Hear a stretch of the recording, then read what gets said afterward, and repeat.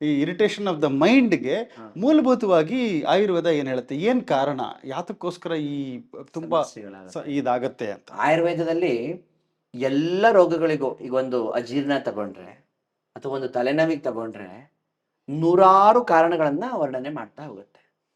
ಮಾನಸ ರೋಗ ಅಥವಾ ಮಾನಸಿಕವಾದಂತಹ ಎಲ್ಲ ಕಾಯಿಲೆಗಳಿಗೂ ಕೂಡ ಆಯುರ್ವೇದ ನೂರಾರು ಕಾರಣಗಳನ್ನು ಎಕ್ಸ್ಪ್ಲೈನ್ ಮಾಡಿದೆ. ಆದ್ರೆ ಮುಖ್ಯವಾದ ಒಂದು ಕಾರಣವನ್ನ ಮೊದಲು ಹೇಳುತ್ತೆ. ಮಾನಸಂ ಪುನಃ ಇಷ್ಟಸ್ಯ ಅಲಾಭಾತ್ ಲಾಭಾತ್ ಅನಿಷ್ಟಸ್ಯ ಅಂತ.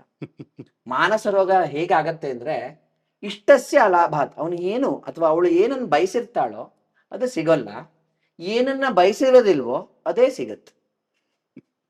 ಅದು ಎಲ್ಲ ವಿಷಯಕ್ಕೂ ಬರ್ಬೋದು.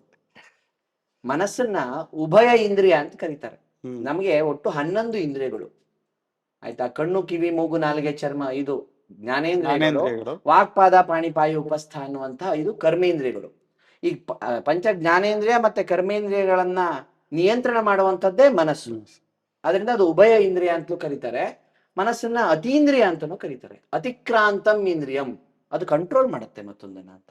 ಹಾಗೆ ಆ ಒಂದು ವ್ಯವಸ್ಥೆ ಏನಿದೆಯಲ್ಲ, ಆ ಅತೀಂದ್ರಿಯದ ವ್ಯವಸ್ಥೆ ಯಾವತ್ತು ಹಾಳಾಗ್ತದೆ ಅಂತಂದ್ರೆ ನಮಗ್ ಬೇಕಾಗಿದ್ದು ಸಿಗಲ್ಲ ಅಂತ. ಎಷ್ಟೋ ಜನ ಹೇಳ್ತಾರಲ್ಲ, ನನ್ನ ಮಗ ತುಂಬಾ ಒಳ್ಳೆಯವನು, ಅವನು ಹೇಳ್ದಂಗೆ ಆಗ್ಬಿಟ್ರೆ. ಮನೋರೋಗಕ್ಕೆ ಮೂಲ ಕಾರಣ ಮನಸಂ ಪುನಃ ಇಷ್ಟಸ್ಯ ಅಲಾಭಾತ್ ಲಾಭಾತ್ ಅನಿಷ್ಟಸ್ಯ. ಮುಖ್ಯವಾಗಿ ಏನಪ್ಪಾ ಕೇಳಿದ್ರೆ, ನೀವು ಹೇಳಿದ್ರಂಗೆ ಆ ಗೊಂದಲಗಳು, ಇರಿಟೇಷನ್ ಅನ್ನು ಕಡಿಮೆ ಮಾಡೋದು ಯಾವಾಗ ಅಂದ್ರೆ ನಮ್ಮ ಎಕ್ಸ್ಪೆಕ್ಟೇಷನ್ಸ್ ಅನ್ನ ಕಡಿಮೆ ಮಾಡ್ಕೋಬೇಕು ಅಂತ ಎಲ್ಲರೂ ಹೇಳ್ತಾರೆ. ನಾನು ಅದನ್ನ ಹೇಳಲ್ಲ. ನಮ್ಮ ವ್ಯಾಪ್ತಿಯನ್ನು ನಾವು ಅರ್ಥ ಮಾಡ್ಕೋಬೇಕು.